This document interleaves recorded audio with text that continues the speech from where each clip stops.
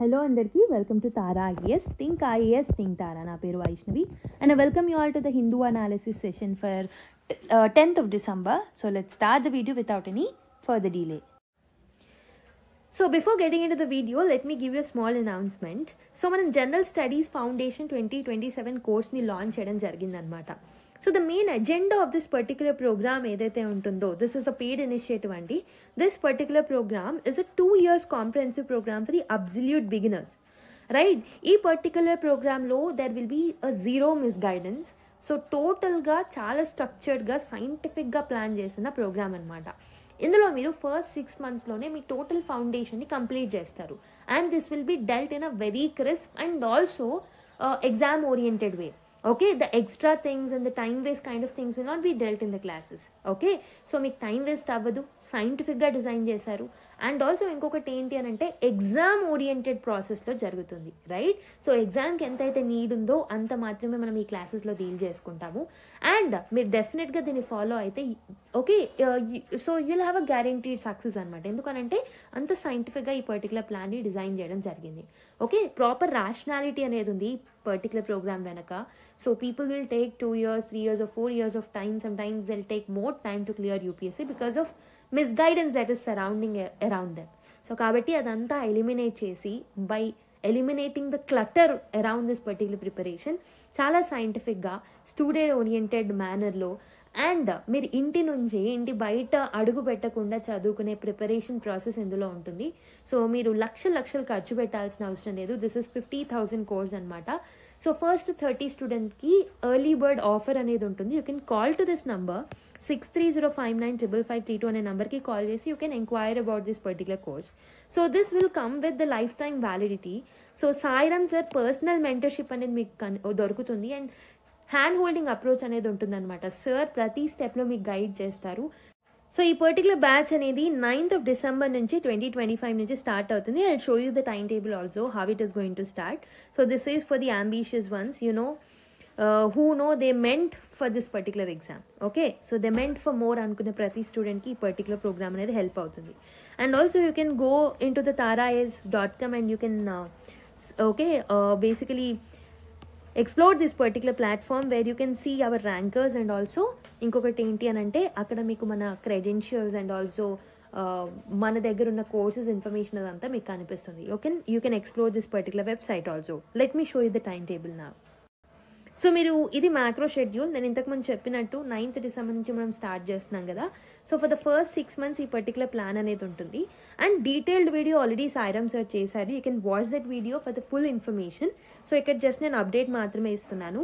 So మీరు చూసుకున్నట్టయితే December నుంచి Jan 2026 మధ్యలో geography, disaster management, world history, ancient, medieval and art and culture లాంటి subjects and order of placing అనేది కూడా చాలా సైంటిఫిక్గా ప్లేస్ చేయడం జరిగిందనమాట. సో మీరు చూసుకుంటే you can see the geography. So geography related aspects అర్థమైనప్పుడు, హిస్టరీ రిలేటెడ్ ఆస్పెక్ట్స్ అయినప్పుడు we can interlink many other subjects అనమాట. So for example world history concepts అనేవి they are very much helpful for us to understand the IR, right? So it will helpful for the GS4 also. అలా మనకు సైంటిఫిక్గా place చేయడం జరిగింది. So కాబట్టి ఇక్కడ మీకు గైడెన్స్ అనేది దొరుకుతుంది. You can join this particular course if you want. For more information నేను ఆల్రెడీ నెంబర్ మెన్షన్ చేశాను కాబట్టి you can call and you can enquire about this particular course. Okay, so with this ఇంకొక చిన్న course announcement చూసేసి we can start the video. So వీడియోలోకి వెళ్ళే ముందు ఒక చిన్న అనౌన్స్మెంట్. మనం రీసెంట్గానే గరుడ అని జాగ్రఫీ మ్యాపింగ్ మాస్టరీ కోర్స్ని లాంచ్ చేశాము. So this particular course covers physical, political, environment and current affairs based mapping course అనమాట ఇది.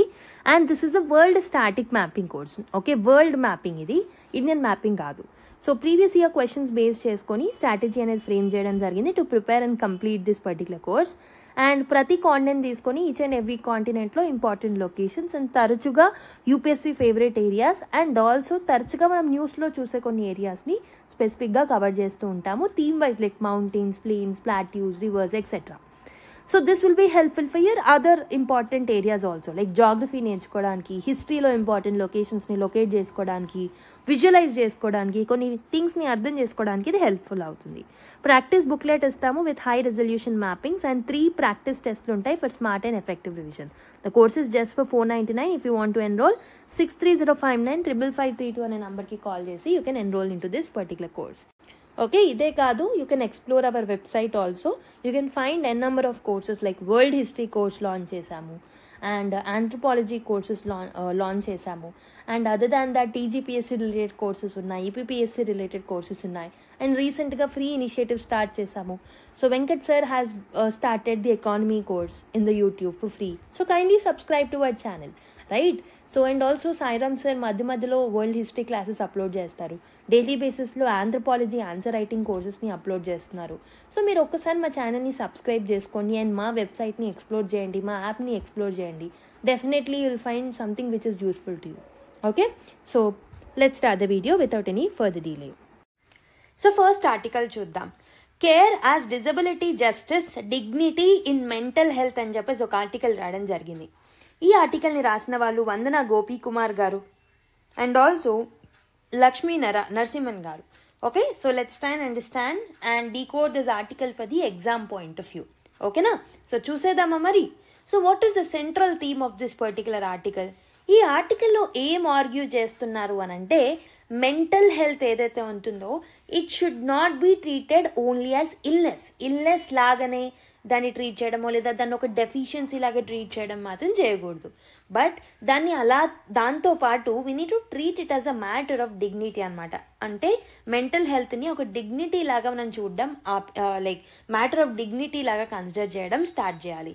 And also mental health is a matter of justice and it is a matter of the human experience.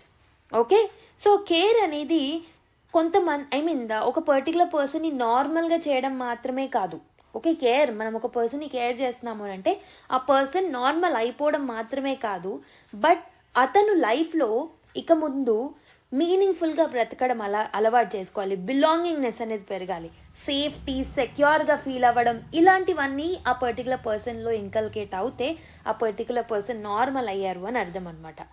Okay, so why stories matter more than numbers కన్నా మనకి stories are very important in each of the persons life. Okay, so ఒక particular person who grow up eating leftovers, that is passive and disconnected even today. Okay, చిన్నప్పటి నుంచి left ఓవర్స్ని తిని పెరుగుతున్న అతను ఇప్పటికీ కూడా హిస్ బీన్ లెఫ్ట్ ఓవర్డ్ అనమాట. And ఇంకొక విమెన్ ఎవరైతే ఉన్నారో, సో బేసికలీ చిన్నప్పటి నుంచి హోమ్లెస్నెస్ని అబ్యూస్ని ఫేస్ చేస్తూ వచ్చేది, but now she is treating her problems and issues as just like a dust particle. Okay, and ఇంకొక particular person who is in hospital chained and forced to drink water from the washroom labelled unmanageable. అంటే ఈ particular యాక్టివిటీని అన్మేనేజబుల్గా label చేయడం జరిగింది. అంటే there are different stories that are mentioned in this particular article initially. ఈ stories మనకి ఏం చెప్తున్నాయి అని అంటే, సో నంబర్స్ చెప్పలేనివి స్టోరీస్ చెప్తున్నాయి. అంటే నంబర్స్ అనేవి జస్ట్ మనకి మన కాగ్నిటివ్ పార్ట్ ఆఫ్ ది బ్రెయిన్ని మాత్రమే డిస్టర్బ్ చేయగలుగుతాయి, ఇంపాక్ట్ చేయగలుగుతాయి. But the emotional aspect of our brain will get connected only if we know the background story of each and every person. Okay, so why do you think real stories will reveal the mental suffering more deeply than the statistics కన్నా వాళ్ళ real stories మనకు తెలిస్తే వాళ్ళ యొక్క mental health issue ఎక్కడి వరకు ఉంది, ఎంతవరకు ఉంది అనేది మనకు రివీల్ అవుతుందా లేదా? సో మీరే కామెంట్ చేయండి. Let me know your opinions on this particular thing. Okay, ఈ స్టోరీస్ ఏం చెప్తున్నాయి? నంబర్సే కాదు, బట్ వాళ్ళ పెయిన్, వాళ్ళ ట్రామా, వాళ్ళు ఎలా నెగ్లెక్ట్ అవ్వబడ్డారు and how people are emotionally suffering అనేది మనకు తెలియాలి అని అంటే ఆ బ్యాక్గ్రౌండ్ స్టోరీ అనేది మనకు తెలియాలి. ఓకే, సో మన దగ్గర ఉన్న మెంటల్ హెల్త్ అప్రోచ్, సో మన ఇండియాలో ఉన్న mainstream mental health approach ఏదైతే ఉందో, so the present system in which the mental approach is there. So present సిస్టంలో పర్సన్స్ని పేషెంట్స్ లాగా ట్రీట్ చేస్తున్నాం. అంటే ఎవరికైతే మెంటల్ హెల్త్ ఇష్యూస్ ఉన్నాయో వాళ్ళని ఒక పేషెంట్ లాగా డీల్ చేయడం జరుగుతుంది అనమాట. ఓకే, సో వాళ్ళలో ఉన్న డిఫెక్ట్స్ని ఫిక్స్ చేయాలి అండ్ ఆల్సో నార్మల్ సొసైటీలో వాళ్ళని ఇంటిగ్రేట్ చేయాలి అన్న ఒక ఉద్దేశంతో మాత్రమే వాళ్ళని చూడడం జరుగుతుంది. But what is normal? అసలు వాళ్ళని నార్మల్గా చేయాలి అని అంటున్నారు. బట్ హూ యాక్చువల్లీ డిసైడ్స్ ఆ పర్టికులర్ పర్సన్ నార్మల్గా అయ్యారా లేదా? అండ్ నార్మల్ అంటే ఏంటి? So what is that normal? Okay, normal అంటే ఏంటి? First of all we don't know కదా. So if we treat them only as the patients, వాళ్ళని నార్మల్ చేయడం, బయటికి పంపించేయడం, ఇంటిగ్రేషన్ ఇంటూ ద సొసైటీ చేయడం అన్నట్టు ఆలోచిస్తున్నాం. అంటే we are approaching this particular mental health issue in a very నారోడ్ perspective అని చెప్పేసి ఆర్టికల్లో సో ఆథర్స్ యొక్క ఒపీనియన్ అనమాట. ఓకే, సో నార్మల్ అంటే ఏంటి అని అంటే basically it is usually defined, అంటే మనం జస్ట్ థింక్ చేస్తే నార్మల్ అంటే ఏంటి? వాళ్ళ రొటీన్ లైఫ్ స్టైల్ని కొనసాగించడం, సోషల్ ఎక్స్పెక్టేషన్స్ని రీచ్ అవ్వడము, ప్రొడక్టివ్గా ఉండడం, these are all treated to be normal, right? But this is a very narrow view. ఎందుకనంటే ఇది ఏం ఇగ్నోర్ చేస్తుంది? It is ignoring the context of that particular person.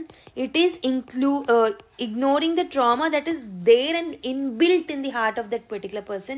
And also this is actually ignoring the ideas of caste inequalities, class inequalities. Okay, so basically this is also leading to the loss, economic loss, and also relationships అనేవి hamper అవ్వడం. So వీటన్నిటిని ignore చేస్తున్నాం అన్నమాట. మరి ఈ gaps అనేవి ఎందుకు ఎగ్జిస్టెన్స్లో ఉన్నాయి? మనం చూసుకుంటే 70 to 90% of the global treatment gap ఏదైతే ఉంటుందో, so it is there despite మనం కొత్త మెడిసిన్స్ తీసుకొస్తున్నాం, థెరపీస్ తీసుకొస్తున్నాం, అయినప్పటికీ గ్లోబల్ లెవెల్లో ఈ గ్యాప్ అనేది 70 to 90% అనేది ఉందన్నమాట. సో బికాస్ కేర్ సిస్టమ్స్ ఏవైతే ఉన్నాయో, మెడికల్ బ్యాక్గ్రౌండ్లో ఉన్న సిస్టమ్స్ ఏవైతే ఉన్నాయో, so they only touch up on the symptoms, వాటి యొక్క రూట్ కాసెస్ని ఎలిమినేట్ చేయలేదు. Okay, only the peripheral aspects are being eliminated, the core aspects. So if this is the issue, the core aspects are not touched upon, only the peripheral aspects are only touched upon in this particular aspects anamata. Okay, in the care system, right? I hope you have understood asalu enduku manam cheyalekapothu ee gap anedi enduku existence lo undi. So basically ఒక particular person యొక్క బిహేవియర్ని change చేస్తున్నారు, కానీ అతని యొక్క pain ఏంటి, ఆ particular ఆవిడ యొక్క route cause of the pain ఏంటి, దాన్ని ఎలా ఎలిమినేట్ చేయాలి, వాళ్ళ యొక్క కరేజియస్ బిహేవియర్ని ఎలా పెంచాలి ఆ పర్టికులర్ పెయిన్ని ఎదుర్కోవడానికి, అండ్ ఆ పర్టికులర్ పెయిన్ అనేది సో ఇల్లీగల్గా ఆర్ ఇన్ఈక్వాలిటీని చూపిస్తే ఇన్స్టిట్యూషన్స్లో ఎలా మార్పు రావాలి, వీటన్నిటిని మనం కన్సిడర్ చేయట్లేదు. ఓకే, సో ఫర్ ఎగ్జాంపుల్ ఒక పర్సన్ని మనం సోషలీ విత్డ్రాన్ చేసేస్తాము because system is saying a mall adaptive behaviour. ఒక యాంటీ సోషల్ ఎలిమెంట్గా మనం ఒక పర్టికులర్ పర్సన్కి ముద్ర వేసేసి అతన్ని చేంజ్ చేయాలని ఒక మైండ్ సెట్తో కాకుండా will put that particular aside, ఆ particular person aside. But societal withdrawal అనేది ఎందుకు జరుగుతుంది? ఏం జరుగుతుంది? ఒకవేళ సొసైటీ విత్డ్రా చేస్తే ఆ పర్టికులర్ యాంటీ సోషల్ ఎలిమెంట్ని ఏమవుతుంది అప్పుడు? That particular person will become more lonely, more shameful. He may actually lead to again abusal behavior అనేది మళ్ళీ స్టార్ట్ అవుతుంది. And sometime this will not result into economic productivity, and this will result into poverty, and again it will turn into stigma. అంటే we are only trying to put that particular person aside without actually trying to bring the change in that particular person and understanding why he has been become an anti social element. అసలు ఎందుకు అయ్యారు, what is the root cause అనేది మనం తెలుసుకోవట్లేదు. So what is the real reason behind the action అనేది మనం తెలుసుకోవట్లేదు. కేర్ని ఒక డిజబిలిటీ జస్టిస్ లాగా అండ్ ఒక డిగ్నిటీ లాగా చూడాలి అని చెప్పేసి ఆథర్ అంటున్నారు.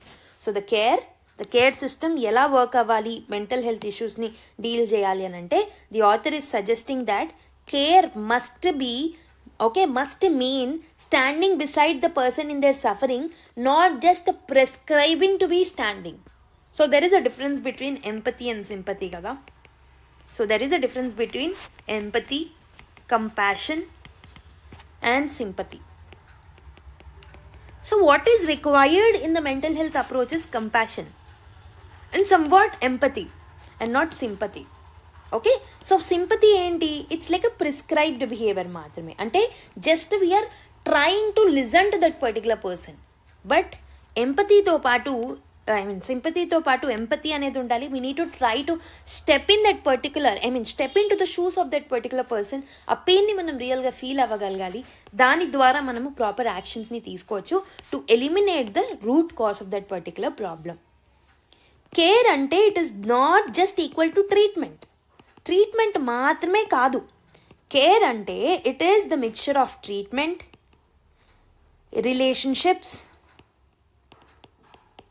ఎమోషనల్ సేఫ్టీ అనేది ఉండాలి,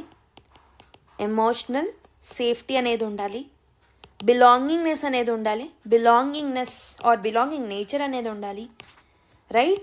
and also every day that particular person need to progress and hope అనేది డెవలప్ అవ్వాలి.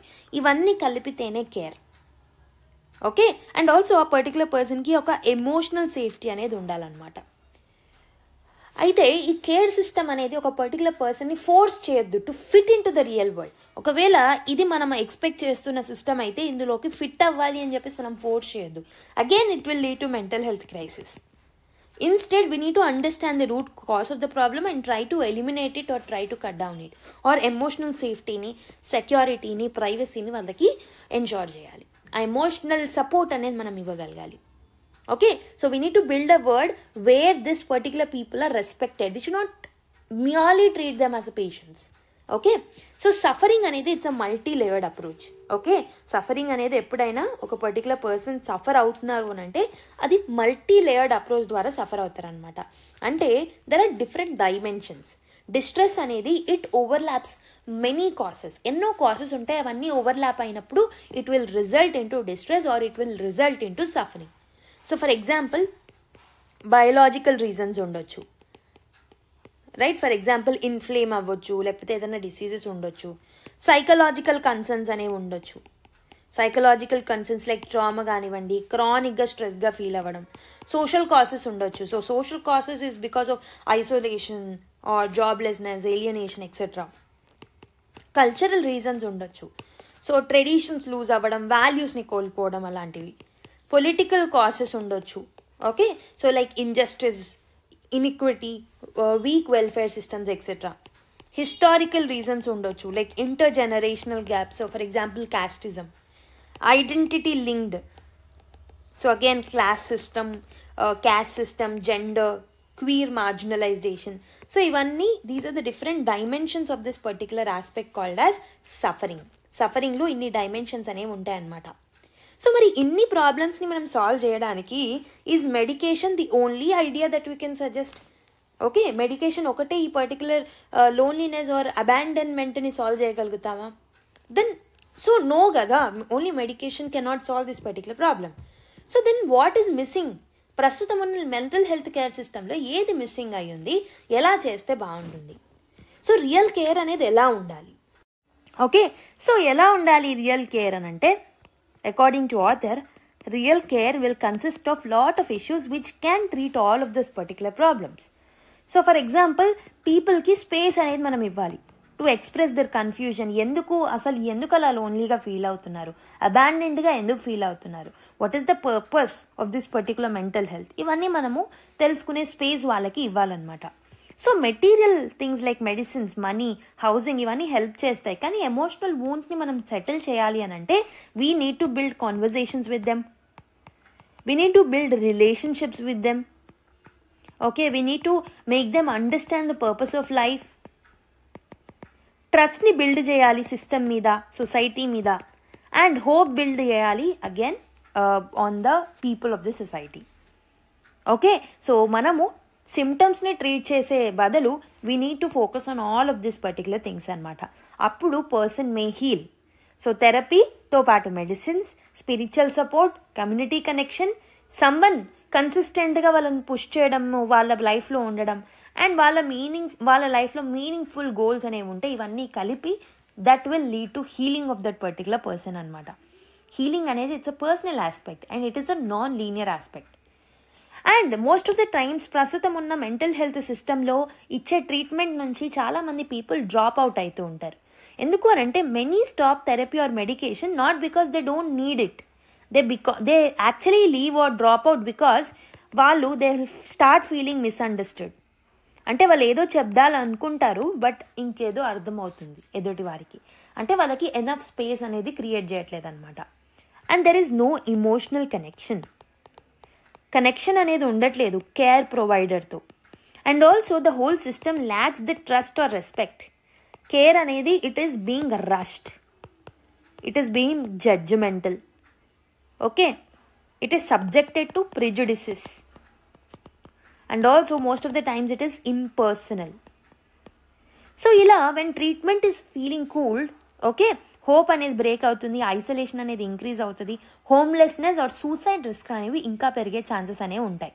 కాబట్టి we need to build the trust of that particular person through proper emotional dialogue. Personal రిలేషన్షిప్ని build చేయాలి, patience ఉండాలి, slow ప్రోగ్రెస్ని accept చేయాలి, and నాన్ జడ్జ్మెంటల్గా, without any stereotypes, without any pre concept notions, I need to create space for them to make them tell us what is the real issue and actually stop misunderstanding them in all the particular issues. So దీనికోసం మనం ఏం చేయాలంటే education సిస్టంలో changes తీసుకురావాలి and రీసెర్చ్లో reforms అనేవి తీసుకురావాలన్నమాట. So ఫ్యూచర్లో mental health professionals ఎవరైతే ఉంటారో they must SIT with discomfort instead of rushing to fix. Okay, so ఒక పర్టికులర్ మెంటల్ హెల్త్ ఎక్స్పర్ట్ ఒక పర్టికులర్ పర్సన్ యొక్క మెంటల్ హెల్త్ని ట్రీట్ చేసేటప్పుడు ఇంపేషెంట్గా ఉండకుండా స్లో ప్రోగ్రెస్ని అక్నాలెడ్జ్ చేయాలి.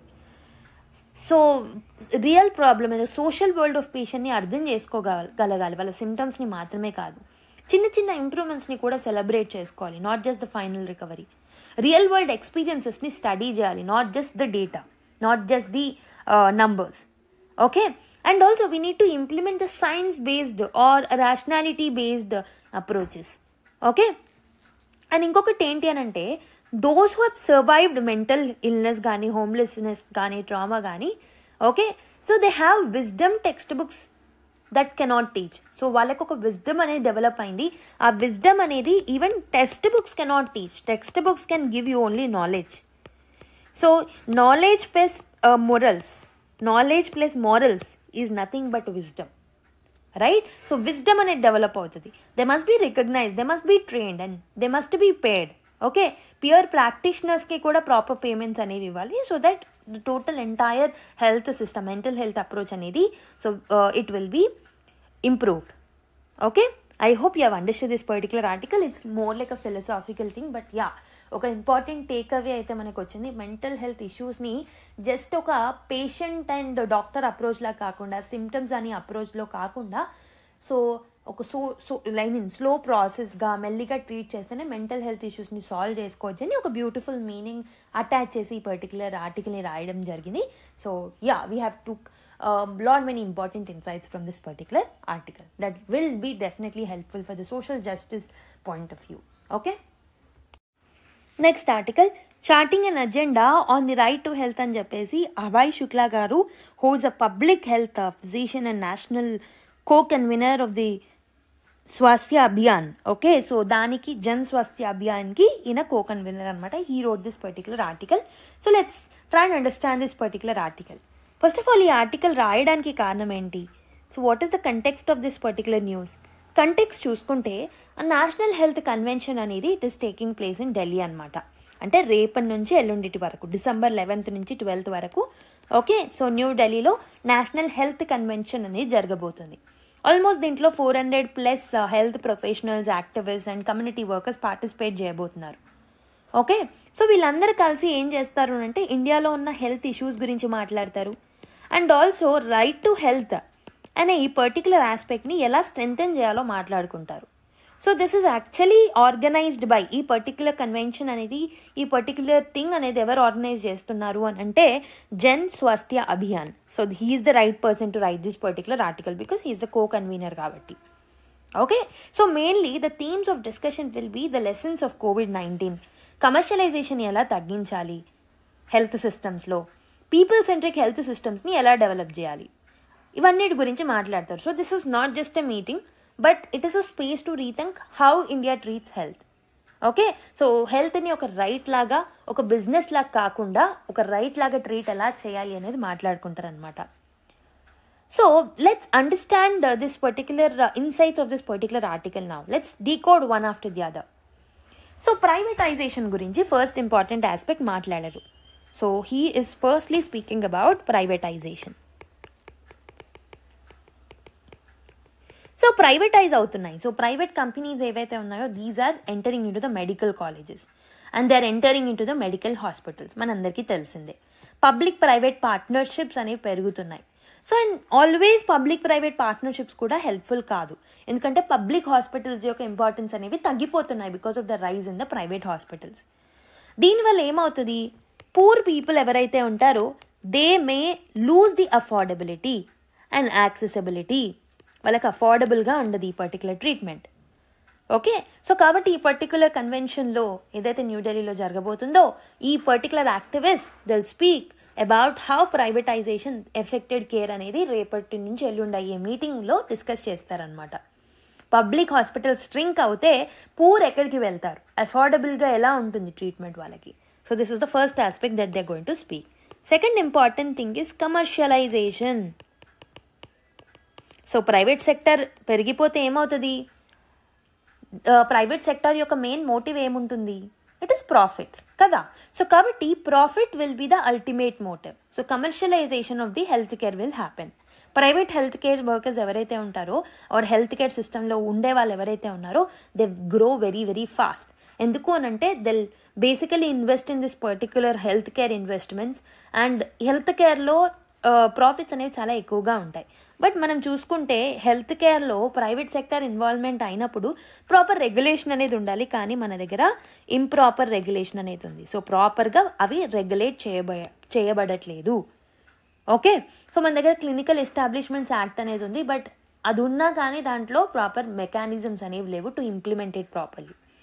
సో చాలా హాస్పిటల్స్ ఓవర్ ఛార్జ్ చేస్తున్నారు, అన్నెసెసరీగా కొన్ని సర్జరీస్ చేస్తున్నారు, for example C sections surgeries. And there is no clear pricing rules. Okay, ఎంత ప్రైజింగ్ ఉండాలి అనేది క్లియర్గా ఉండట్లేదు. పేషెంట్ యొక్క రైట్స్ని వైలేట్ చేస్తున్నారు. కాబట్టి కన్వెన్షన్ ఏం చెప్తుంది, కన్వెన్షన్ ఏం మాట్లాడుకుంటారు అందులో ఉన్న యాక్టివిస్ట్ అంటే they'll speak about how to bring the stricter rules, standard ప్రైజింగ్ని ఎలా తీసుకురావాలి, ఓకే, అండ్ ఆల్సో గ్రీవియన్సెస్ని ఎలా అడ్రస్ చేయాలి. సో ఈ పర్టికులర్ సిస్టమ్స్ని ఇంకా ట్రాన్స్పరెంట్గా ఎలా మార్చాలి, వీటన్నిటిని డిస్కస్ చేస్తారనమాట.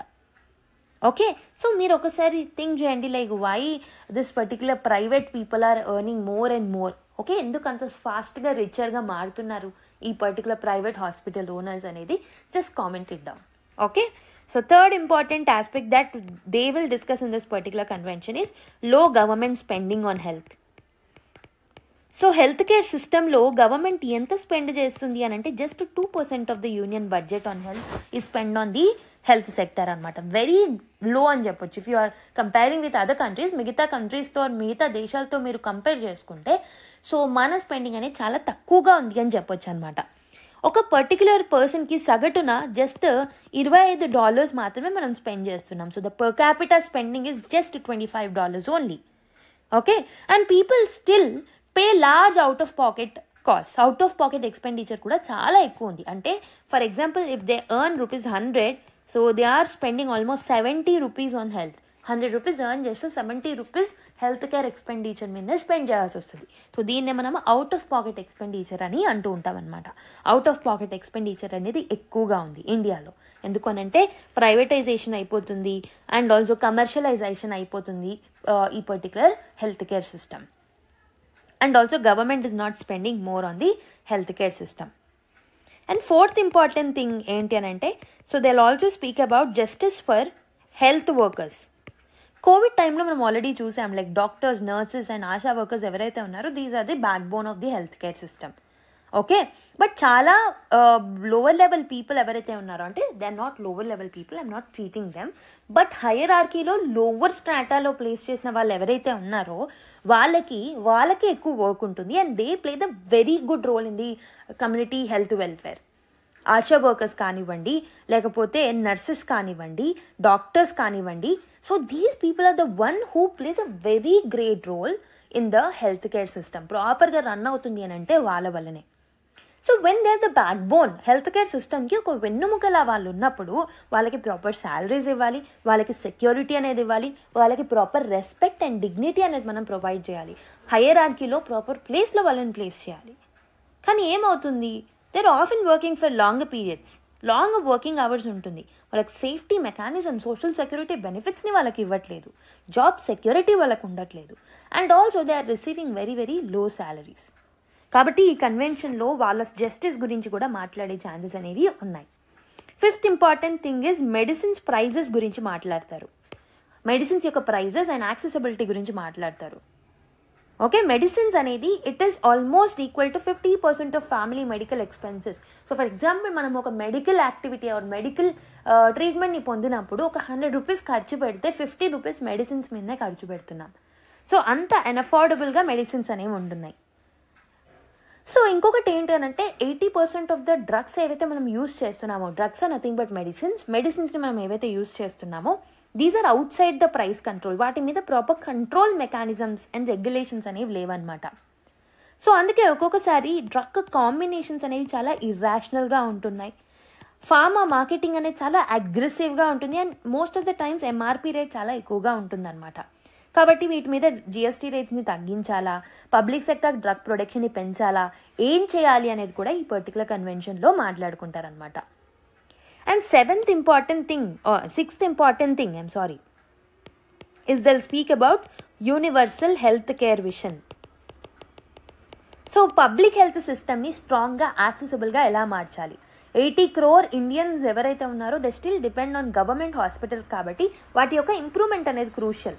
దానికోసం కమ్యూనిటీ లెడ్ మోడల్స్ని డెవలప్ చేయాలా, హెల్త్ కేర్ సిస్టమ్స్ని ప్లానింగ్ని డీసెంట్రలైజ్ చేయాలా, పబ్లిక్ ట్రస్ట్ని ఎలా గెయిన్ చేసుకోవాలి, వాళ్ళకి అఫోర్డబిలిటీ ఎలా పెంచాలి, వీటన్నిటి గురించి యూనివర్సల్ హెల్త్ కేర్ విషయంలో బాగా మాట్లాడతారు. 7th important thing is inequality and discriminations గురించి మాట్లాడతారనమాట in access. So health care సిస్టమ్ని యాక్సెస్ చేసుకునేటప్పుడు లాట్ ఆఫ్ ఇన్ఈక్వాలిటీస్ అండ్ డిస్క్రిమినేషన్స్ని certain stat of people face చేస్తూ ఉంటారు. సో హెల్త్ యాక్సెస్ అనేది differs from one group to another group. So వాళ్ళ క్యాస్ట్ని బట్టి, వాళ్ళ జెండర్ని బట్టి, వాళ్ళ రిలీజియన్ని బట్టి, వాళ్ళ డిజబులా కాదా అనే దాన్ని బట్టి అండ్ సెక్షువల్ ఐడెంటిటీని బట్టి వాళ్ళకి కేర్ ఇవ్వాలా ఇవ్వద్దా అనేది కూడా సో డిపెండ్ అయి ఉంటుంది. So most of the times in the society, okay, because of the rigid mentalities of the people. కాబట్టి సో ఈ పర్టికులర్ కన్వెన్షన్లో they'll have a special discussions and sessions where Dalits, Adivasis, Muslims, LGBTQ persons with disabilities వీళ్ళందరూ face చేసిన ఇష్యూస్ని discuss చేస్తారనమాట. Personal లెవెల్లో వాళ్ళు experience చేసిన ఇష్యూస్ని డీల్ చేస్తారు, మాట్లాడుకుంటారు. అండ్ ఆల్సో హెల్త్ అనేది సైలోస్గా కాకుండా health is also linked to many other sectors కాబట్టి వాటన్నిటి గురించి మాట్లాడతారు. So health is not isolated, it is also having a link with food security, environmental pollution, climate change, flora and fauna health. So ఇలా ఒక one health system గురించి అది ఎలా possible అవుతుంది, దాని గురించి మనం ఎలా పుష్ చేయాలి అనే దాన్ని ఆ అప్రోచ్ని కూడా డిస్కస్ చేస్తారు. And 9th important thing that they'll discuss is dialogue with parliament and legacy of JSA. ఈ కన్వెన్షన్ అనేది ఈ పర్టికులర్ న్యూఢిల్లీలో జరిగే కన్వెన్షన్ ఏదైతే ఉంటుందో పార్లమెంట్ వింటర్ సెషన్స్ టైంలో జరుగుతుంది కాబట్టి ఇక్కడ జరిగే ఇష్యూస్ ఆర్ ఇక్కడ మాట్లాడుకునే ప్రతి ఒక్క point it will impact the winter session of the parliament. Okay, direct impact అనేది ఉంటుంది కాబట్టి they will provide some insights also. Okay, and also JSA ఏదైతే ఉందో ద జన్ స్వస్థ్య అభియాన్ ఏదైతే ఉంటుందో it marks the 25 years anniversary. So JSA అనేది 25 yearsలో women గ్రూప్స్తో, rural మూమెంట్స్లో, patient గ్రూప్స్తో across 20+ స్టేట్స్లో work చేస్తూ వచ్చిందనమాట. సో ఈ కన్వెన్షన్ అనేది the core message that will be given by this convention. ఈ కన్వెన్షన్ మాట్లాడుకునే ప్రతి అంశం it will have an high impact on the coming winter session అనమాట. వింటర్ సెషన్కి ప్యారలల్గా జరుగుతుంది కాబట్టి. Okay, so the core message ఏంటి అని అంటే హెల్త్ అనేది ప్రాఫిట్ కోసం కాదు, అదొక రైట్.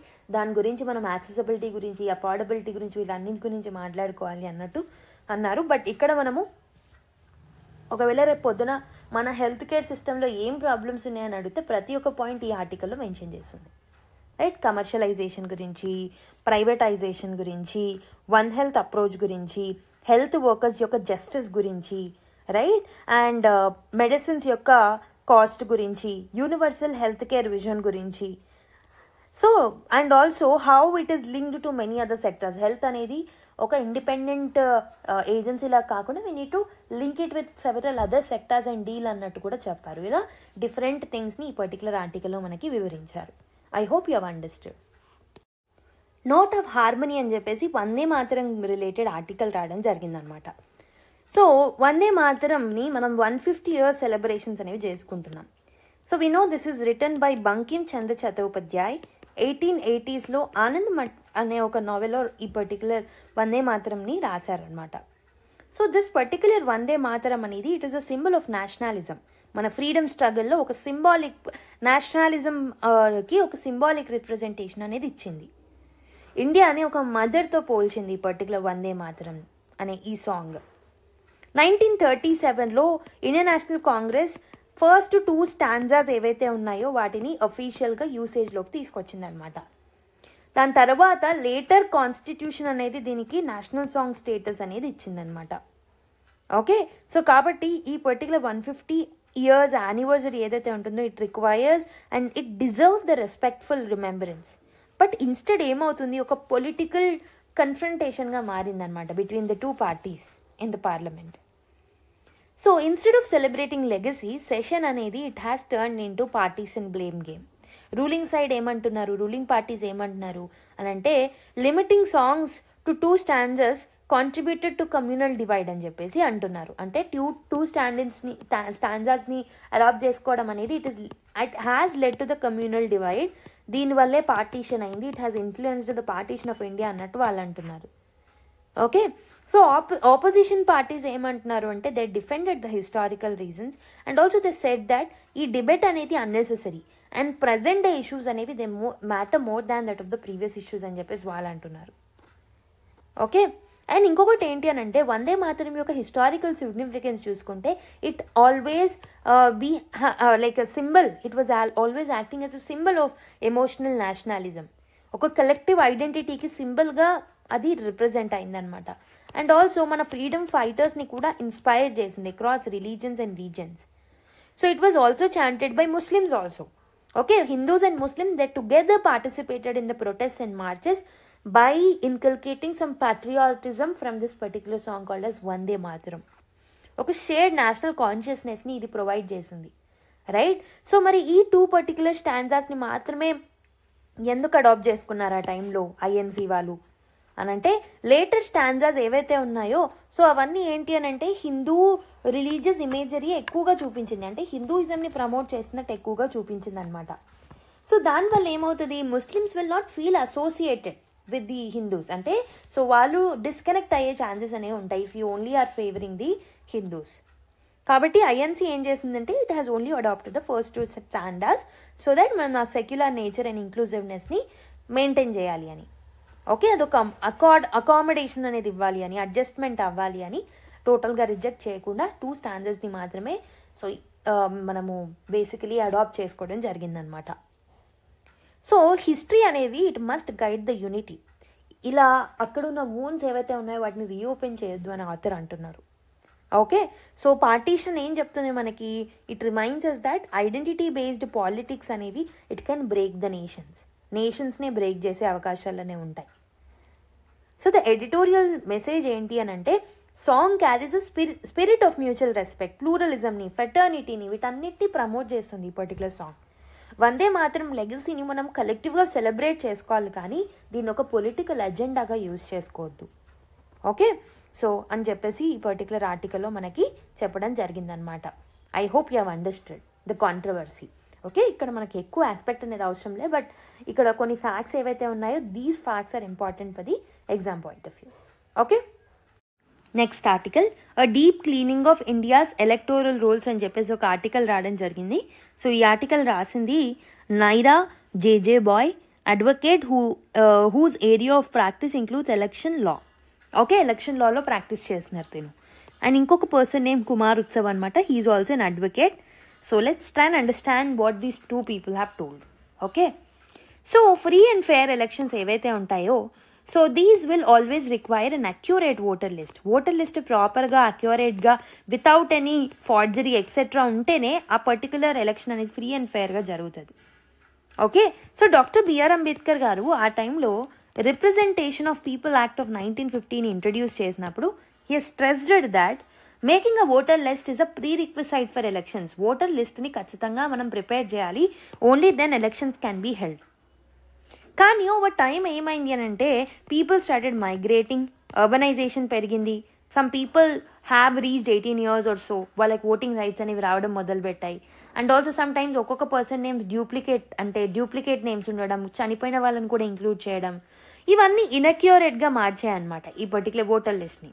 కాబట్టి వీటన్నిటిని ఫిక్స్ చేయడానికి ఎలక్షన్ కమిషన్ ఆఫ్ ఇండియా రీసెంట్గా స్పెషల్ ఇంటెన్సివ్ రివిజన్ 2025 అనే ఒక ఎక్సర్సైజ్ని స్టార్ట్ చేసింది. దీని అన్నిటి గురించి మనందరికీ తెలిసిందే. మరి there are different ways to update this particular electoral roll. So ఈ ఓటర్ లిస్ట్ని ఎలక్టోరల్ రోల్ అంటాం. దీన్ని అప్డేట్ చేయడానికి మనకి ఎన్నో మార్గాలనే ఉంటాయి. సో ఫస్ట్ మార్గం ఏంటంటే ఇంటెన్సివ్ రివిజన్ అనమాట. సో ఇంటెన్సివ్ రివిజన్లో భాగంగా ఏం చేస్తాము అని అంటే ఎంటైర్ లిస్ట్ని ఫ్రెష్గా తయారు చేస్తామన్నమాట. ఇది చాలా రేర్ కేసెస్లో జరుగుతుంది. ఫర్ ఎగ్జాంపుల్ బీహార్లో 2002, 2003 ఆ టైంలో జరిగిందనమాట. Second type is the summary revision. Summary revision ఏంటి అని అంటే చిన్న చిన్న చేంజెస్ మాత్రమే చేస్తారు. So every year end of the year ఈ పర్టికులర్ చేంజెస్ అనేవి ఎలక్షన్ కమిషన్ ఆఫ్ ఇండియా చేస్తూ ఉంటుంది. And the third important type is special intensive revision. So physical verification చేస్తారు, ఇక్కడ డాక్యుమెంట్స్ని కూడా చెక్ చేసి సో ఓటర్ లిస్ట్ని అప్డేట్ చేస్తారనమాట. సో రీసెంట్గా ఎలక్షన్ కమిషన్ ఆఫ్ ఇండియా దీన్నే ఇంట్రడ్యూస్ చేయడం జరిగిందనమాట. ఓకే, సో వై ఎస్ఐఆర్ అనే ఈ ఎక్సర్సైజ్ ఇంత కాంట్రవర్షియల్గా ఎందుకు మారింది అని అంటే చాలామంది సుప్రీంకోర్టులో పెటిషన్స్ వేశారు బై టెల్లింగ్ దాట్ ఈ పర్టిక్యులర్ ఎక్సర్సైజ్ అనేది జెన్యూన్ ఓటర్స్ని కూడా ఎలిమినేట్ చేస్తుంది. And also this will be against article 326 that is universal adult franchise అని చెప్పేసి సుప్రీంకోర్టులో పెటిషన్స్ వేశారు. And also was a very high fear of mass voter deletions. చాలామంది voters delete అయిపోయే ఛాన్సెస్ ఉన్నాయి అని చెప్పేసి వాళ్ళు అన్నారు. ఎస్పెషల్లీ ఎవరైతే పూర్ పీపుల్ ఉన్నారో, మైగ్రెంట్స్ ఉన్నారో, సీనియర్ సిటిజన్స్ ఉన్నారో వాళ్ళ పేర్లు. ఎందుకు అనంటే సో ఈ వెరిఫికేషన్ అనేది it is necessary only if you have proper time. And also number of documents list చేసింది కూడా ముందుగా ఆధార్ కార్డ్. బీహార్లో జరిగినప్పుడు ఆధార్ కార్డ్ని ఇంక్లూడ్ చేయలేదు. 12 డాక్యుమెంట్స్ ఇచ్చారు, అందులో ఆధార్ కార్డ్ అనేది లేదు, missing. But most of the people have Aadhaar card, మిగతా కార్డ్స్ ఉండకపోవచ్చు వాళ్ళ దగ్గర. కాబట్టి వాళ్ళు జెన్యూన్ అయినా ఎక్స్క్లూడ్ అయ్యే అవకాశాలనే ఉంటాయి. సో కాబట్టి ఈసీఐ ఏదైతే ఉందో it has a power of superintendence, direction, control over this particular electoral rules. And చట్టాలు కూడా దే ఆర్ అలవింగ్, లాస్ కూడా ఎలక్షన్ కమిషన్ ఆఫ్ ఇండియాకి పవర్ ఇస్తున్నాయి to revise this particular electoral roll. So కాబట్టి లీగల్గా ఎస్ఐఆర్ అనేది అన్కాన్స్టిట్యూషనల్ కాదు, but it should not be misused. 2025లో ఎస్ఐఆర్లో సో ఏం చేంజెస్ అనేవి చేశారు, ఎలాంటి రిఫార్మ్స్ని, ఇన్నోవేషన్స్ని యాడ్ చేశారు అని అంటే first thing door to door verification అనేది చేస్తున్నారు. ఇనీషియల్గా ఓన్లీ 4 డాక్యుమెంట్స్ని యాక్సెప్ట్ చేసేవారు, బట్ నౌ 11 డాక్యుమెంట్స్ని కూడా యాక్సెప్ట్ చేస్తున్నారు. ఒక లిస్ట్ ఆఫ్ 11లో ఏదైనా ఒక డాక్యుమెంట్ చూపించినా సరిపోతుంది అనమాట. And now after the supreme court direction ఇచ్చిన తర్వాత ఆధార్ని కూడా ఇంక్లూడ్ చేశారనమాట. ఓకే, అండ్ ఆల్సో ఈ డాక్యుమెంట్స్ అన్నిటిని డిజిటైజ్ చేశారు ఫర్ ద ఫస్ట్ టైం. ఆన్లైన్లో కూడా మనం అప్లై చేసుకోవచ్చు, ఆన్లైన్ ఫామ్స్ ఉండడం, ఏదైనా ఆబ్జెక్షన్స్ ఉంటే ఆన్లైన్లో ఆబ్జెక్షన్స్ పెట్టుకోవడం, ఫెసిలిటీస్ని కూడా ప్రొవైడ్ చేశారు.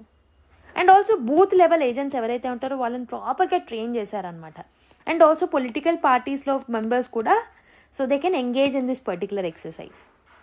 సో బీహార్లో ఆల్రెడీ కండక్ట్ చేశారు కాబట్టి 7.5 crore ఎంట్రీస్ అనేవి వెరిఫై చేస్తే 65 lakh డిలీషన్స్ అయ్యాయి because of duplications and invalidity.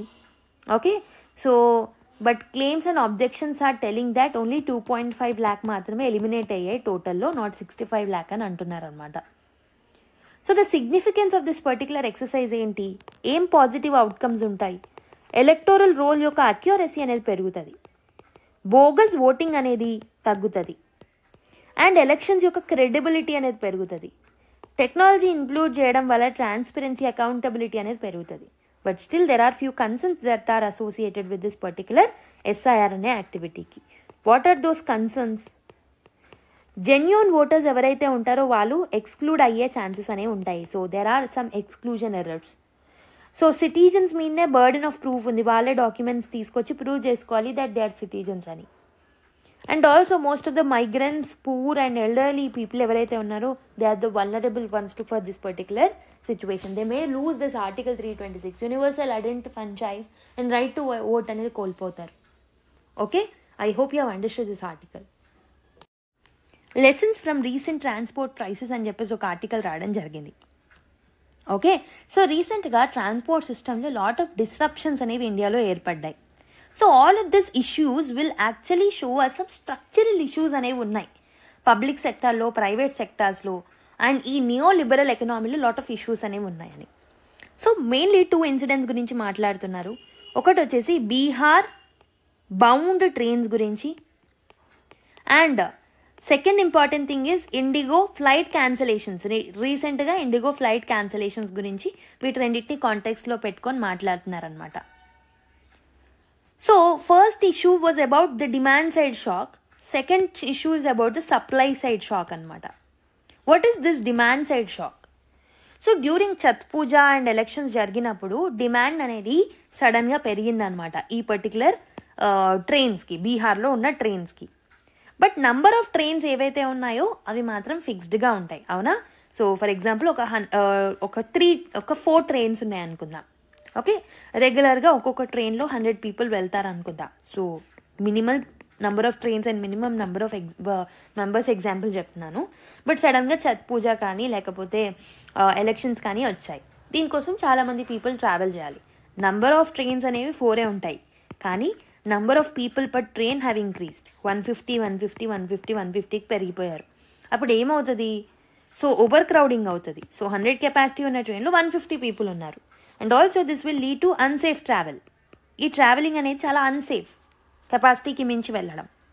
Okay, so దీనివల్ల ఏమవుతుంది? హై డిమాండ్ ఉండడం వల్ల సో ఎవరికి ఈ పర్టికులర్ 150లో కూడా ఎవరికి సీట్ రావాలి, ఎవరు ట్రైన్ టికెట్ పొందగలుగుతారు అనే దాన్ని డిసైడ్ చేయడానికి వాళ్ళు ఏం చేస్తారు? సో ట్రైన్ అథారిటీస్ ఎవరైతే ఉన్నారో they will increase the prices, right? అప్పుడు ఏమవుతుంది అని అంటే ఎవరైతే ఎక్కువ పే చేయగలుగుతారో వాళ్ళే ట్రావెల్ చేయగలుగుతారు. Okay, so but the problem ఏంటి అని అంటే government will always put the train price very very లోగా పెడుతుంది. లో ప్రైస్ పెట్టడం వల్ల చాలా డిమాండ్ ఆల్రెడీ ఉంది, ఇంకా డిమాండ్ పెరుగుతుంది. అండ్ ఈ డిమాండ్ వల్ల ఒక్కొక్క ట్రైన్లో కెపాసిటీకి మించి వెళ్తారు.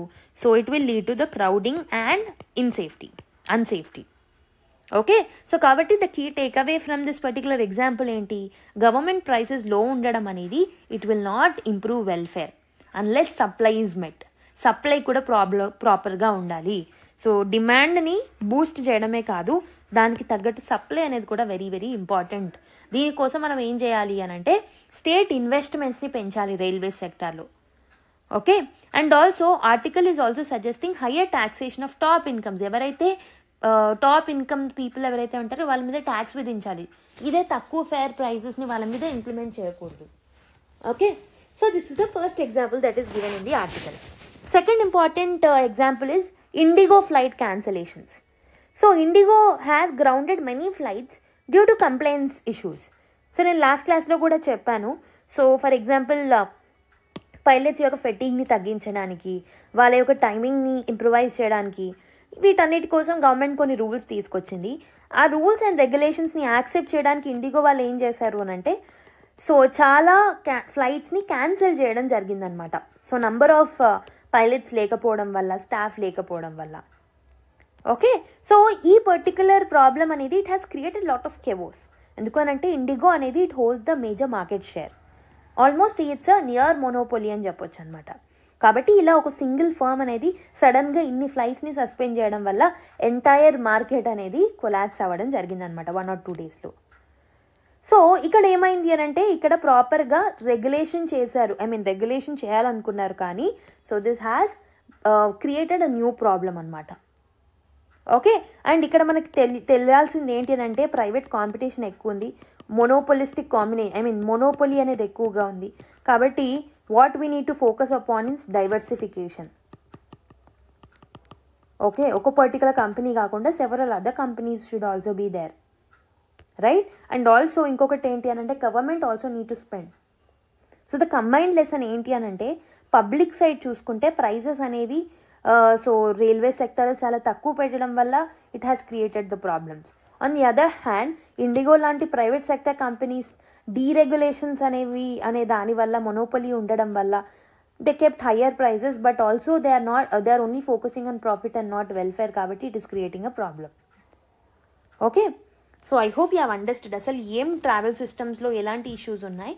సో ఏ పర్టికులర్ సెక్టార్ ఏ పర్టికులర్ ఏరియాని డామినేట్ చేస్తుంది అనేది కూడా మనకు అర్థమైందని అనుకుంటున్నాను. సో దీంట్లో కొన్ని మార్పులు చేర్పులు తీసుకొస్తే then only we can improvise the safer transportation. అఫోర్డబిలిటీని, యాక్సెసిబిలిటీని ఇంప్రూవైజ్ చేయొచ్చు ట్రాన్స్పోర్ట్ సిస్టంలో. Okay, citizenship under CAA only after scrutiny says Supreme Court. So రీసెంట్గా ఏమైంది అని అంటే ఒక పెటిషన్ అనేది ఫైల్ అయింది సుప్రీంకోర్టులో. It was regarding the delay in granting citizenship. So basically ఈ సిటిజన్షిప్ అమెండ్మెంట్ యాక్ట్ ఆఫ్ 2019 కింద ఎవరైతే రెఫ్యూజెస్ పాకిస్తాన్, ఆఫ్ఘనిస్తాన్ అండ్ బంగ్లాదేశ్ నుంచి వస్తున్నారో ఆఫ్ సర్టెన్ రిలీజియస్ కమ్యూనిటీస్, వాళ్ళకి సిటిజన్షిప్ని గ్రాంట్ చేస్తాం on so and so date ముందుకు వస్తే అని చెప్పేసి అన్నాం కదా. సో అందులో భాగంగా ఎవరైతే వస్తున్నారో వాళ్ళకి సిటిజన్షిప్ అనేది చాలా డీలే అవుతుంది అని చెప్పేసి so basically they went to the Supreme Court అనమాట. Okay, so what supreme Court said, CAA అనేది it's a legal right. Okay, so CAA అనేది it gives the legal right for a person to apply for the citizenship. Okay, so ఇది ఆటోమేటిక్గా సిటిజన్షిప్ని grant చేయట్లేదు. So grant of citizenships will basically depend on many other factors. Okay, so proof of belonging to eligible religious minority groups, అంటే ఆ particular person నిజంగా హిందువా, Sikka, బుద్ధిస్టా, జైనా, Persia, Christian అనేది మనం తెలుసుకోవాలి. నిజంగా ఆ పర్టికులర్ ఆఫ్ఘనిస్తాన్లో కానీ బంగ్లాదేశ్లో కానీ రిలీజియస్ పర్సిక్యూషన్ని ఎదుర్కొన్నారా, దానికి ఏం ప్రూఫ్ ఉంది, నిజంగానే వాళ్ళు December 31, 2014 అనే టార్గెట్ డేట్ ముందే ఇండియాలోకి అడుగు పెట్టారా, సో ఒకవేళ అడుగు పెడితే ఆ ప్రూఫ్ ఏంటి, ఇవన్నీ ప్రూఫ్స్ చెక్ చేసి స్క్రూటినీ అనేది అయిపోయిన తర్వాతే వాళ్ళకి సిటిజన్షిప్ అనేది గ్రాంట్ చేస్తారు. It is only after enquiry and verification they'll be allowed and will be granted the citizenship. Okay, only after naturalisation a person may apply for the inclusion in the electoral rolls. అంటే once వాళ్ళకి citizenship అనేది naturalisation ద్వారా వాళ్ళు పొందిన తర్వాతనే electoral రోల్స్లో వాళ్ళు include అవుతారనమాట, అంటే ఓటర్ లిస్ట్లో ఇంక్లూడ్ అవుతారు. సో ఈ పర్టికులర్ కేసు అనేది సుప్రీంకోర్టుకి ఎందుకు వెళ్ళింది అని అంటే వెస్ట్ బెంగాల్లో ఉన్న చాలా రెఫ్యూజీస్ ఎవరైతే ఉన్నారో ఎస్ఐఆర్ యాక్టివిటీలో నుంచి ఎక్స్క్లూడ్ అవుతున్నారు అనే బాధతో వాళ్ళు సుప్రీంకోర్టుకి వెళ్ళడం జరిగిందనమాట. సో సిటిజన్షిప్ సర్టిఫికేట్స్ని ఇష్యూ చేయడంలో డీలేస్ ఉండడం వల్లనే సో వాళ్ళు స్టేట్లెస్నెస్గా ఫీల్ అవుతున్నారు అండ్ డిస్ఎన్ఫ్రాంచైజ్మెంట్ అవుతుంది, వాళ్ళ ఓటింగ్ రైట్ అనేది కోల్పోతున్నారని చెప్పి సుప్రీంకోర్టుకి వెళ్ళారు. ఓకే, సుప్రీంకోర్టు ఏం చెప్పింది అని అంటే అప్లై చేసుకోవడానికి సిఏఏ ఏదైతే ఉందో మీకు అప్లై చేసుకోవడానికి మాత్రమే ఒక లీగల్ రైట్ని ఇచ్చింది. Legal right to apply is not equal to the citizen. So మీరు అప్లై చేసుకున్నంత మాత్రాన మీరు సిటిజన్ అయిపోరు. సో నిజంగానే మీరు అప్లై చేసుకున్న డీటెయిల్స్ అనేవి కరెక్టా రాంగా, మీరు ఇచ్చిన డాక్యుమెంట్స్ కరెక్టా రాంగా అనేది వెరిఫికేషన్ చేసుకొని ఉంటేనే మీరు సిటిజన్ అవుతారు అని చెప్పి సుప్రీంకోర్టు చెప్పిందనమాట. స్టాట్యుటరీ రిక్వైర్మెంట్స్ని ఫస్ట్ మనం ఫుల్ఫిల్ చేసిన తర్వాతనే మీకు రైట్స్ అనేవి ఇస్తామని చెప్పేసి చెప్పడం జరిగిందనమాట. Okay, I hope you have understood what supreme court has told. I hope you have understood. Now let's go to another article. Next article, Trump mulls tariffs on Indian rice move may affect the US more అని చెప్పేసి ఒక article రాయడం జరిగింది. So US president Donald Trump ఎవరైతే ఉన్నారో అతను ఏం చెప్పారు అని అంటే he may impose tariffs on Indian rice మీద టారిఫ్స్ని ఇంపోజ్ చేసే అవకాశాలు ఉన్నాయని చెప్పేసి అన్నారనమాట. ఓకే, ఎందుకు అలా చేస్తున్నారు అంటే ఇండియా అనేది యుఎస్లో రైస్ని డంప్ చేస్తుంది అన్న ఒక ఉద్దేశంతో మేము టారిఫ్స్ని విధించాలనుకుంటున్నాము అని చెప్పేసి అంటున్నారనమాట. సో ఈ పర్టిక్యులర్ స్టేట్మెంట్ అనేది it is just before the US trade negotiations. త్వరలో ట్రేడ్ నెగోసియేషన్స్ని మనం చేసుకోబోతున్నాం యుఎస్ఏతో. అంతలోపే ట్రంప్ ఇలాంటి ఒక స్ట్రాంగ్ స్టేట్మెంట్ని వదిలేయడం జరిగిందనమాట. సో ప్రస్తుతం ఆల్రెడీ 50% టారిఫ్స్ని ఇండియన్ ఇంపోర్ట్స్ మీద ఇంపోజ్ చేస్తుంది యుఎస్. ఇలా ఫ్రెష్ టారిఫ్ని ఇంక్లూడ్ చేయడం వల్ల సో రైస్ ఇంపోర్ట్స్ అనేవి కూడా చాలా ఇంపాక్ట్ అయ్యే ఛాన్సెస్ అనేవి ఉన్నాయి. ఇండియాలో ఉన్న వాళ్ళు, థైలాండ్లో ఉన్న వాళ్ళందరూ రైస్ని డంప్ చేస్తున్నారని చెప్పేసి యుఎస్ఏ అలిగేషన్స్ని వేస్తుంది. So for India only 3.1% of Indian rice మాత్రమే యూఎస్కి వెళ్తుంది అనమాట. మన మీద పెద్దగా ఇంపాక్ట్ అనేది ఉంటుంది. It will be very very limited. But యూఎస్ఏకి చూసుకుంటే 26% of the rice imports are only from India. So India కావాలి అని అనుకుంటే వేరే వాళ్ళకి 3% అమ్ముకుంటుంది. బట్ యూఎస్ఏ కావాలి అనుకుంటే 26% ఎక్కడి నుంచి కొంటుంది. కాబట్టి టారిఫ్ ఇంపాక్ట్ అనేది ఎక్కువగా యూఎస్ఏ మీదనే ఉంటుంది రాదర్ దాన్ ఇండియా అని చెప్పేసి ఈ ఆర్టికల్లో ఇవ్వడం జరిగిందనమాట. ఈ పర్టికులర్ టారిఫ్ టాక్ అనేది it is more like a politically motivated thing. But ఇక్కడ కొన్ని ఎకనామిక్ ఆస్పెక్ట్స్ కూడా ఉన్నాయి, మీరు అర్థం చేసుకోవాలి. Okay, I hope you have understood. But ఇక్కడ ప్రాబ్లం ఏంటి అని అంటే రైస్ మీద స్టార్ట్ చేసిన ఈ పర్టికులర్ ప్రయోగం it may have some spill over effects to other commodities. వేరే కమాడిటీస్ మీద కూడా ఉపయోగించే అవకాశాలు అనేవి ఉన్నాయి. That will create a problem. Okay, so కాబట్టి కంటిన్యూస్గా మనము యూఎస్ మీద డిపెండ్ అవ్వకుండా ఎక్స్పోర్ట్ డైవర్సిఫికేషన్ చేసుకోవడం వెరీ వెరీ ఇంపార్టెంట్ అనమాట. Okay, I hope you have understood. Ensure free content access for LLMs says working paper అని ఒక ఆర్టికల్ రావడం జరిగిందనమాట. సో డిపిఐఐటి ఏదైతే ఉందో సో దాని యొక్క వర్కింగ్ పేపర్ ఏదైతే ఉందో it is telling us that okay so it proposes AI LLMs like ChatGPT, language learning models ఏవైతే ఉంటాయో so artificial intelligence language learning models ఏవైతే ఉన్నాయో లైక్ చాట్ జీపీటీ వాటికి ఫ్రీ యాక్సెస్ అనేది ఉండాలి to online content for training them. So instead of blocking the content this particular DPIIT is recommending a royalty based copyright society to compensate the creators ఎవరైతే ఉన్నారో వాళ్ళని compensate చేయడానికి రాయలిటీ based కాపీరైట్ని ఇవ్వండి అని చెప్పేసి అంటున్నారనమాట. సో వర్కింగ్ పేపర్ ఏం suggest చేస్తుంది అని అంటే there should no opt out for content online. LLMs అనేవి లాంగ్వేజ్ లెర్నింగ్ మోడల్స్ ఏవైతే ఉన్నాయో they should be allowed to crawl and use freely available web data. వెబ్సైట్స్లో అవైలబుల్ ఉన్న డేటాని ఫ్రీగా అవి యూజ్ చేసుకునే క్యాపబిలిటీస్ని వాటికి ఇవ్వాలి. సో కాపీరైట్ సొసైటీ అనే లాగా ఒక బాడీని క్రియేట్ చేయండి. సో ఆ పర్టికులర్ బాడీ ద్వారా మీరు రాయల్టీ ఫీ యూజ్ చేసినందుకు కానీ రాయల్టీ ఫీస్ని కలెక్ట్ చేసుకోండి ఏఐ ఫర్మ్స్ నుంచి. అండ్ ఆల్సో ఆ పేమెంట్స్ని కంటెంట్ క్రియేటర్స్కి డిస్ట్రిబ్యూట్ చేయండి అని చెప్పేసి చెప్తుంది అనమాట. కాబట్టి ఇక్కడ మనం ఇన్నోవేషన్ని అండ్ కాపీరైట్స్ని బ్యాలెన్స్ చేయాలనుకుంటున్నాం. సో దీన్ని DPIIT that is department for promotion of industry and internal trade లో సెటప్ చేసిన ఒక కమిటీ రికమెండ్ చేసిందనమాట. This paper is not final but this is open for public feedback for 30 days. LLMs అనేవి massive online text ద్వారా train అవ్వబడతాయి అనమాట. కానీ publishers ఎవరైతే ఉన్నారో so they are worrying about the copyright and unpaid usage. So pay చేయకుండా usage చేసినందుకు copyright issues వస్తాయేమో అని భయపడుతున్నారు వీటిని ట్రైన్ చేసేటప్పుడు. కాబట్టి అన్రిస్ట్రిక్టెడ్ యాక్సెస్ వాళ్ళకు ఉంటే ఇన్నోవేషన్ అనేది ప్రమోట్ అవుతుంది అని చెప్పేసి ఏఐ డెవలపర్స్ అంటున్నారు.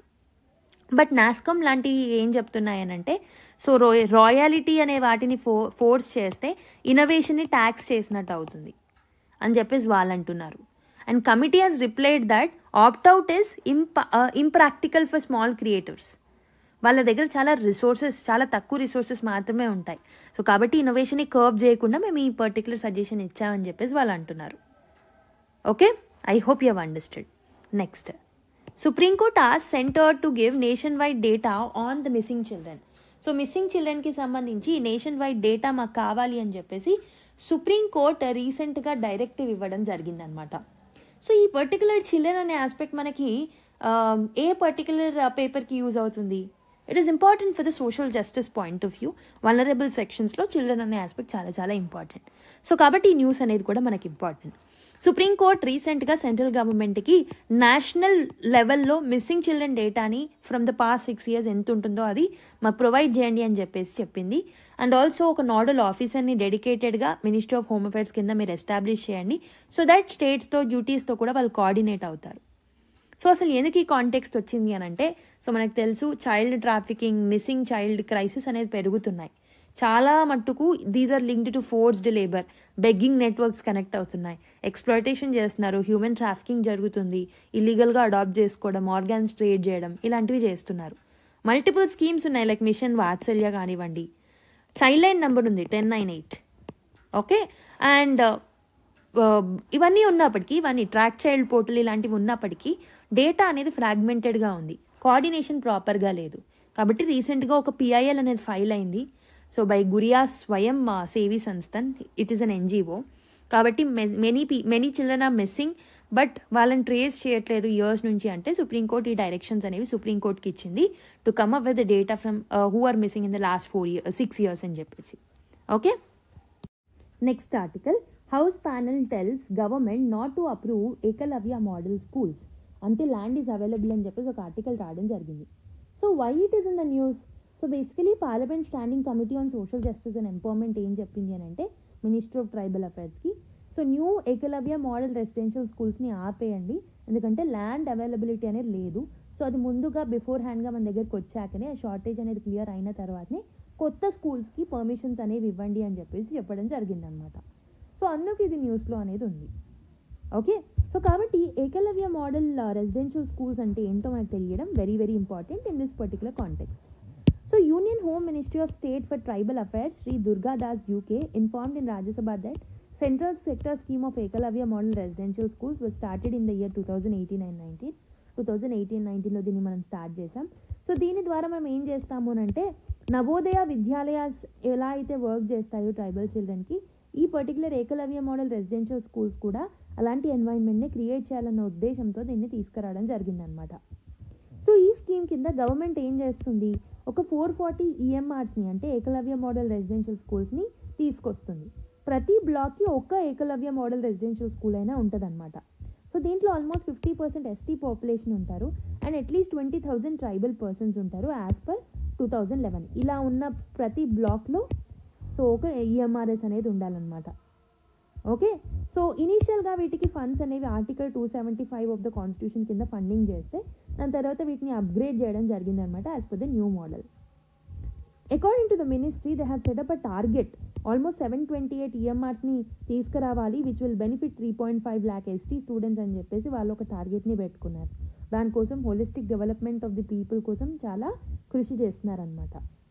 సో ఎడ్యుకేషనల్ ఇన్ఫ్రాస్ట్రక్చర్ ఎలా ఉంటుంది అని అంటే క్లాస్ రూమ్స్ ఉంటాయి, well equipped class rooms, modern teaching AIDS అనేవి ఉంటాయి, సైన్స్ అండ్ కంప్యూటర్ ల్యాబ్స్ ఉంటాయి, ఓకే, డైవర్స్ లెర్నింగ్ రిసోర్సెస్ అనేవి ఉంటాయి అండ్ ఆల్సో రెసిడెన్షియల్ ఫెసిలిటీస్ ఉంటాయి, సపరేట్ హాస్టల్స్ ఉంటాయి బాయ్స్కి గర్ల్స్కి, బెడ్డింగ్, ఫర్నిచర్, హైజీన్ ఫెసిలిటీస్ ఉంటాయి, sports and extra curricular facilities అనేవి ఉంటాయి.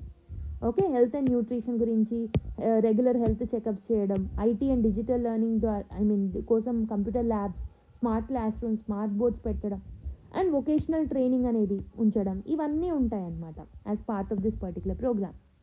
Okay, so this will align with our national education policy goals of 2020 also. So that was speaking about inclusion కాబట్టి. Okay, I hope you have understood this particular article. So the final article of the day. So 19th edition of the Surya Kiran exercise between India and Nepal army concluded in Uttarakhand. So first of all, ఇది 19th edition అని గుర్తుపెట్టుకోండి. Surya Kiran is exercise between India and Nepal ఆర్మీకి సంబంధించి, నేపాల్ యొక్క ఆర్మీకి సంబంధించి 19th edition అనేది రీసెంట్గా ఇండియాలో జరిగింది ఉత్తరాఖండ్లో. ఓకే, సో ఇందులో ఏమున్నాయి, ఎవరెవరు పార్టిసిపేట్ చేశారనేది మనకి ఎగ్జామ్లో అడిగారు. But they only ask what is this particular exercise related to and A particular countries మధ్యలో జరుగుతుంది అండ్ రీసెంట్ ఎడిషన్ ఏంటి అండ్ ఎక్కడ జరిగింది. ఈ ఎడిషన్ నంబర్స్ ఇవి కూడా మనకి వన్ డే ఎగ్జామ్స్లో అడుగుతారు. UPSC have a very less tendency to ask the edition యొక్క numbers. Okay, I hope you have understood. So with this, let me end the discussion. I hope you have understood all important articles from today's newspaper. Next క్లాస్లో మళ్ళీ కలుద్దాం మరి. So మీకు video నచ్చినట్టయితే comment చేయడం మర్చిపోద్దు, feedback ఇవ్వడం మర్చిపోద్దు, give your like and also please share it with your friends and fellow aspirants so that వాళ్ళు కూడా బెనిఫిట్ అవుతారు మన అనాలిసిస్తో. And also all of this will act as a source of motivation to me. So ఈ సిరీస్ని continue చేయడానికి. Okay, so all the best everyone. Let's meet in the next class tomorrow.